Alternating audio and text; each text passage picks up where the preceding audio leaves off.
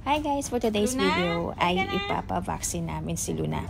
Isa kasi yun sa mga requirement ng Sharjah Municipality na kailangan valid yung vaccine or vaccinated yung isang pusa bago siya kapunin. Si Luna na nga lang pala ang nag-iisa sa mga hindi pa kapon sa mga pusa namin. So we have decided na ipakapon na siya kasi kawawa naman, meow ng meow pa naglalandi. Ang Sharjah Municipality vet pala ay hindi tumatanggap ng walk-in. So kailangan tatawag ka muna sa kanila para magpa-appointment ng kahit na anong services. So 1 month before kami nabigyan ng appointment para sa pusa namin para kay Luna sa vaccine niya. Medyo mahirap kumuha ng appointment. Andito na nga kami sa Sharjah Veterinary. Sakto lang din dating namin. Pagdating nga namin, may mga nakahintay lang din pero konti lang.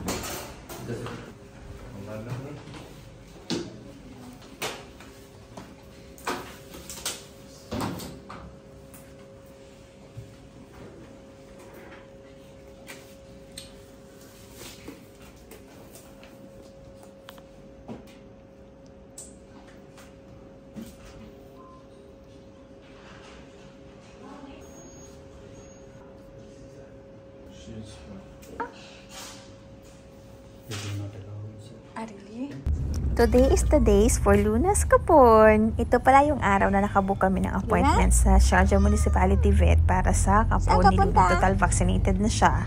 Kaya nabigyan kami ng schedule para sa kapon niya. Medyo matagal din talaga kumuha ng schedule, lalo na kung ang babae ang kakapunin sa isang pusa. Napakatagal talaga. 2 months kami bago kami nabigyan ng schedule. Medyo stress na siya sa mga oras na yun kasi nakasakay kami sa taxi. Hindi niya alam kung saan kami pupunta. Luna? Ayan, kinaga ko para hindi masyadong ma-stress yung pusa. Opo. Stress na. Opo. Stress na, Luna? Luna, saksak mo ulit, Luna.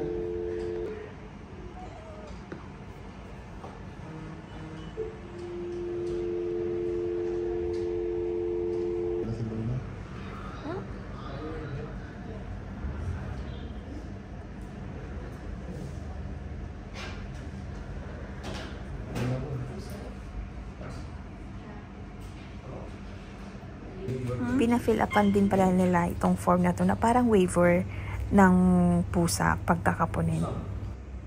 Wait.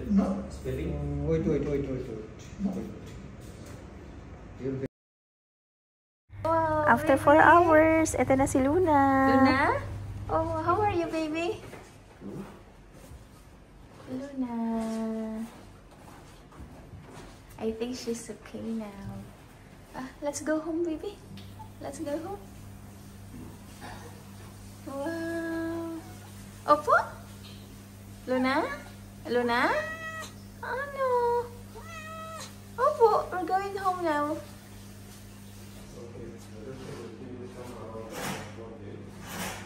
Baby?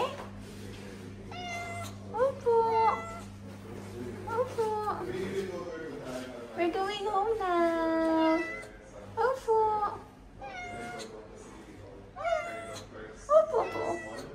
Oh, you're Luna, oh, Luna. Yeah. Opo. You're stressed?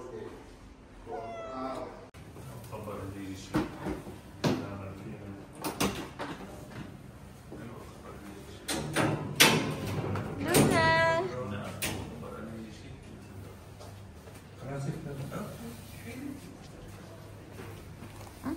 Go inside, baby.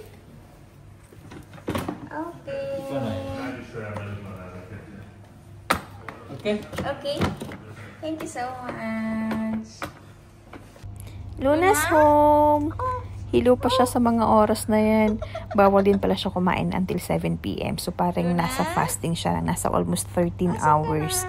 Kailangan pala fasting pala bago kapunin ng isang pusa.